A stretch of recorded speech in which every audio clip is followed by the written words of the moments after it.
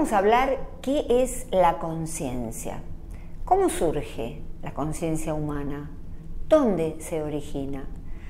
Y entonces, antes que comenzar a desandar y andar este tema, tenemos que conocer la diferencia entre conciencia y conciencia con S.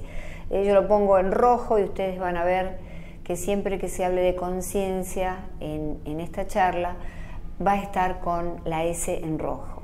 La conciencia es el conocimiento moral que nos permite, la capacidad que nos permite a nosotros distinguir lo que es lo bueno y lo que es malo. Y la conciencia con S es la experiencia subjetiva, la experiencia vivida de uno mismo y del mundo circundante.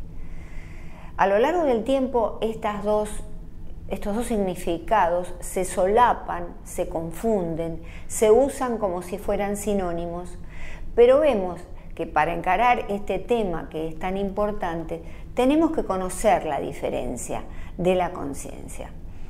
Esta experiencia subjetiva, esta vivencia, que por lo tanto no es objetiva, no se puede describir con una sola definición, porque cada sujeto tiene su experiencia.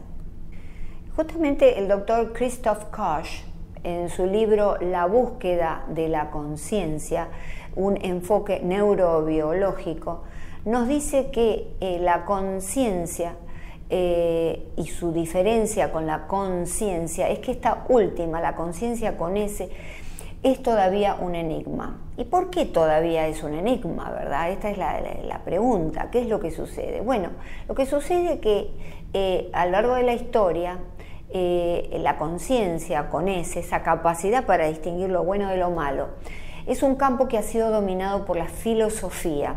Y esto fue hasta el siglo XIX. Cuando comienza el estudio científico de la conciencia, a manos de un gran científico, el padre de la psicología experimental, Wilhelm Wundt, que nació allá por 1832-1920, y que creó el primer laboratorio para el estudio de la conciencia. Como eran tiempos todavía muy primitivos y no había desarrollo tecnológico, la única herramienta que él utilizó fue la introspección. En este orden de estudios aparece hacia 1998 John Searle, que es un gran filósofo o neurofilósofo. A él no le gusta que le digan así, pero escribe este libro que se llama El misterio de la conciencia. Y entonces él definitivamente asevera que la conciencia es un fenómeno biológico.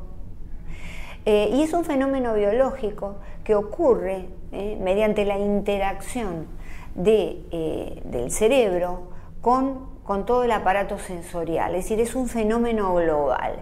Con lo cual tira por tierra la teoría cartesiana, pienso, luego existo, cuando Descartes nos dice justamente que la mente es lo que importa, el razonamiento.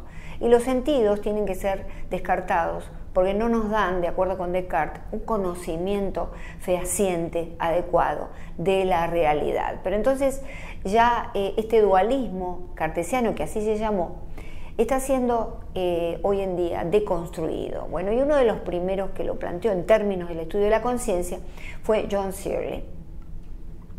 Y él nos dice que la conciencia es un estado subjetivo que comienza al despertar y continúa hasta que uno vuelve a dormir, cae en coma, muere o entra en inconsciencia.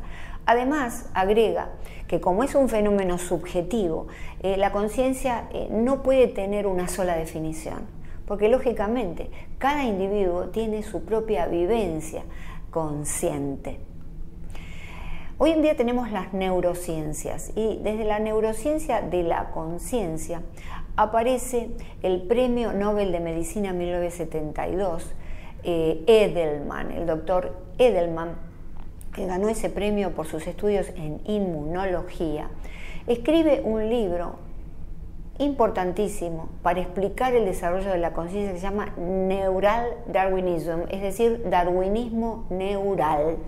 Y entonces, ¿qué quiere decir esto? ¿Cómo explica él, a través de este nombre que pareciera misterioso, el darwinismo neural o, digamos, la emergencia del cerebro, el desarrollo del cerebro?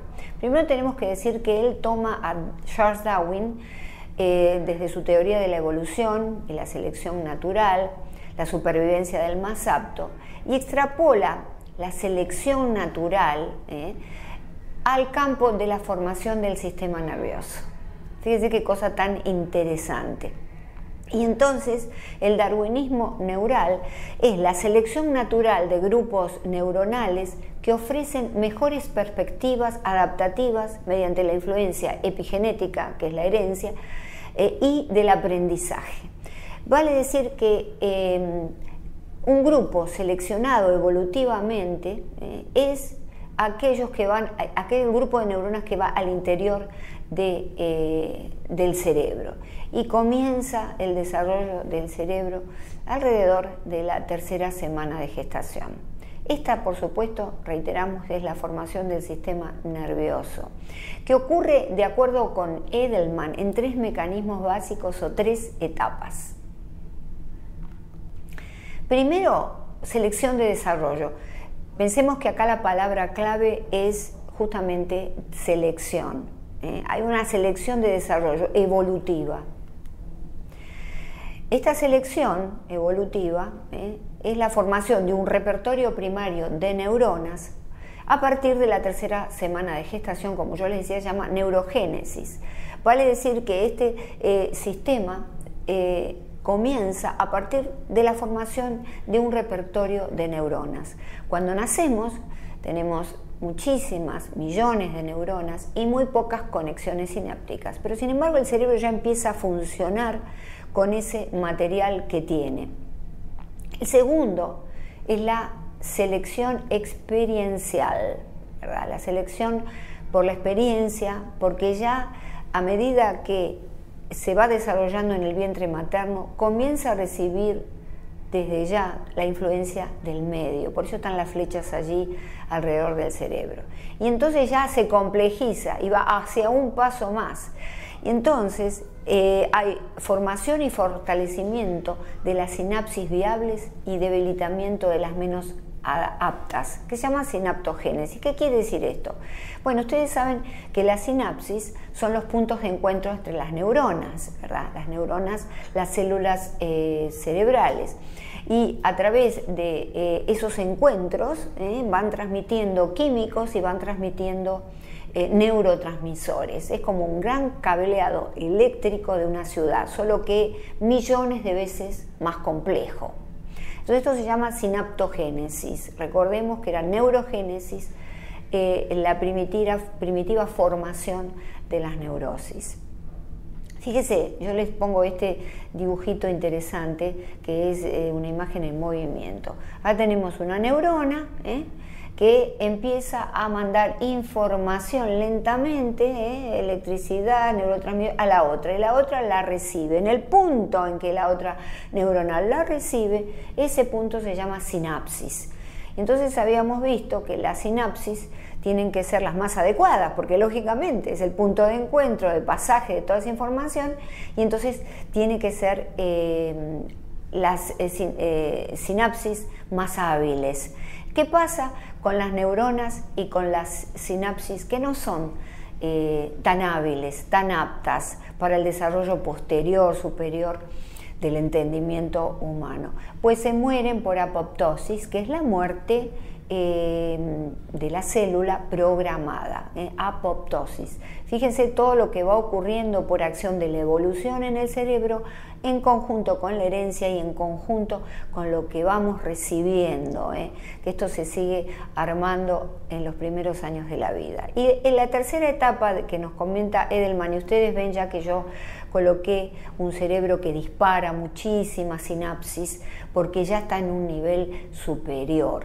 Y entonces aquí hay grandes grupos de neuronas o láminas que están conectadas con grandes láminas de receptores sensoriales y con otros grupos de neuronas. Es decir, aquí empieza la complejidad máxima y aquí en el ser humano aparece el lenguaje.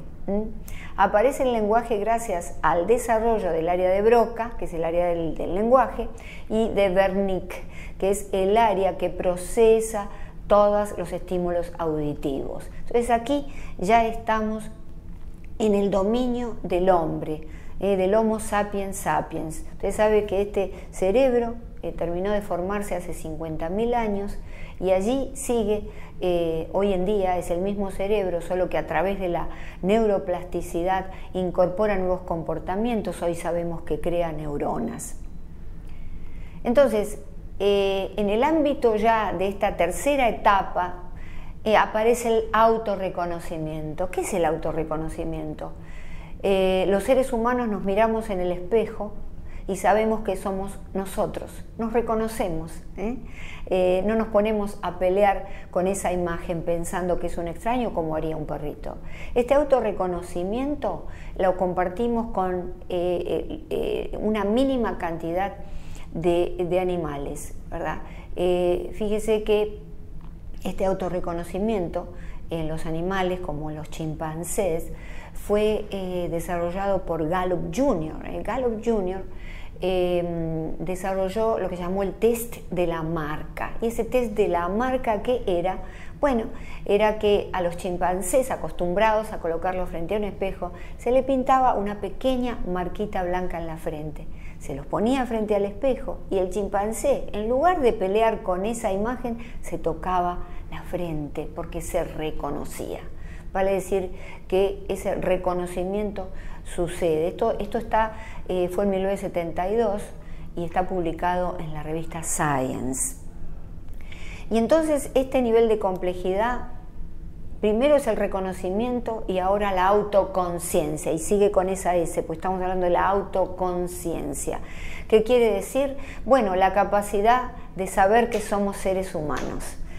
Los animales no saben que son animales, ninguno del reino animal saben que son animales, conocen sus posibilidades, sus potencialidades, son capaces, porque la autoconciencia está en relación con la conciencia moral, que ahora vamos a ver de qué manera, son capaces, los animales no son capaces de saber si un acto es bueno o si un acto es malo. Nosotros sí lo sabemos a través de la autoconciencia. El autorreconocimiento en el ser humano se desarrolla frente al espejo entre los 6 meses y los 18 meses, como decía Jacques Lacan, cuando la mamá lo pone al bebé frente al espejo.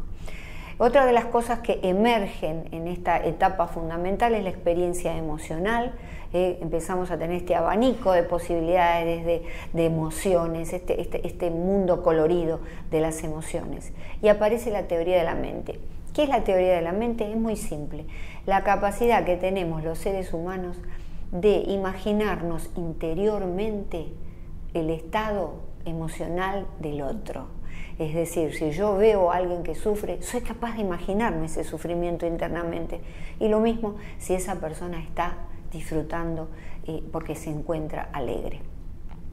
Entonces la autoconciencia, lo habíamos mencionado, está vinculado con las relaciones de apego tempranas. Claro, porque si nosotros le damos a nuestros hijos un lugar de aprecio, un lugar de autoestima, y no estoy hablando de malcriarlo, estoy hablando de aprecio, de autoestima. Si le enseñamos valores, si le enseñamos principios, va a desarrollar una autoconciencia robusta. Y la autoconciencia robusta lo va a llevar justamente a tener una conciencia moral desarrollada. Lógicamente, todo esto en mentes regulares, como todos nosotros, no sucede así en los psicópatas, que sabemos que tienen cerebros de nacimiento diferentes, con la zona límbica de las emociones apagada, por decirlo simplemente. Entonces, de esta gran complejidad neuronal y la emergencia de todas estas capacidades y propiedades, surge una dialéctica, nos dice Edelman, entre dos tipos de conciencia. La conciencia primaria y la conciencia de orden superior. La conciencia primaria son las experiencias sensoriales, es un sistema global. Los perros, por ejemplo, nuestros queridos pets, nuestros queridos animalitos, tienen conciencia primaria. Casi todos los animales tienen conciencia primaria. Usted me dirá, ¿pero cómo? ¿Un animal es consciente? Sí, es consciente. ¿De qué manera? Edelman decía que esta conciencia primaria es una conciencia de presente recordado, porque el cerebro de un perro no tiene suficiente desarrollo como para desarrollar el lenguaje, para desarrollar todo lo que implica la conciencia secundaria o de orden superior. Pero sí, en ese presente recordado, imaginémoslo, está en el jardín, empieza a ver las gotas de lluvia que van pegando en el césped, y entonces sabe que se tiene que retirar y se va y se sienta en el porche y sigue y puede oler ese aroma del césped mojado, y hasta ahí es todo. No puede elaborar más nada. No puede elaborar un pensamiento en torno a eso, no puede articular palabras. Entonces surge la conciencia de orden superior, siempre en dialéctica, siempre articulada con la conciencia primaria, porque nosotros los seres humanos también tenemos conciencia primaria, que es un sistema, conciencia de orden superior, un sistema específico que reorganiza al anterior. ¿Por qué lo reorganiza? Porque si yo estoy con mi querido perrito en el jardín sentado mirando llover, yo ya puedo pensar y digo, voy a sacar los muebles del jardín. Bueno, voy a llamar a mi señora o a mi esposo para ver si tiene paraguas. Empiezo a hablar, a elaborar, a pensar, siento estados superiores de conciencia. Los animales, algunos, tienen una emergencia mínima de conciencia de orden superior, como los primates importantes, como hablamos por ejemplo de los chimpancés y algunas otras especies, pero lógicamente no están desarrolladas como en nuestro caso. La gran pregunta, ¿puede un robot tener conciencia? Porque estamos justamente en el ámbito, en la eclosión de la inteligencia artificial. Y fíjese que David Chalmers nos dice en un libro que se llama La mente consciente, que la mente está dividida en dos. Un problema que la conciencia, mejor dicho, no la mente, tiene un problema simple y un problema intrincado. Porque cuando él habla de mente consciente, al agregar la palabra consciente, se está refiriendo a la conciencia. Entonces nos dice, un robot, a través del problema simple, que es el accesible, puede mantener una conversación básica con un ser humano, discriminar objetos. Eso es el problema simple accesible, que nosotros lo hacemos también. Ese es el aspecto simple de la conciencia. Pero un robot no puede generar una experiencia subjetiva, una vivencia. No lo puede hacer. Lo que se llama las qualia. ¿Qué son las qualias? ¿No? Son estas experiencias, estas sensaciones, estos sentimientos que pueden traducirse en un estado de comprensión a través de la conciencia. No puede. Un robot no sabe qué es un robot. Por lo tanto, este es un planteo que desde las neurociencias nos llega y que es muy importante. Una vez resuelto, conocido rápidamente el tema de la conciencia, nos podemos preguntar, ¿qué es la mente? ¿Cómo podemos llegar a controlarla? Y entonces, este tema de la mente lo vamos a hacer en el próximo programa.